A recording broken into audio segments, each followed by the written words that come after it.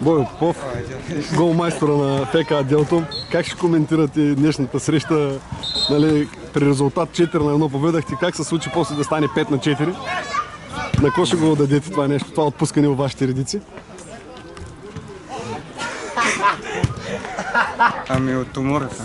От умората? От умората. Да, и от от отпускането на Златко Ненов. Златко Ненов, неговото мнение по въпроса какво е, защо се случи от 4-1 до изравняване 4-4? Аз нямам мнение. Нямам мнение по въпроса.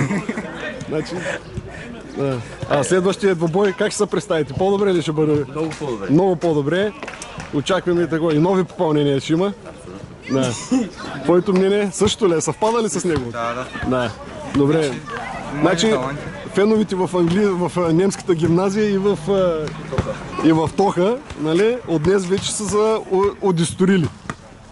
Да. Благодаря ви за интервюто на двете бъдещи звезди. Достатъчно очаквателно беше.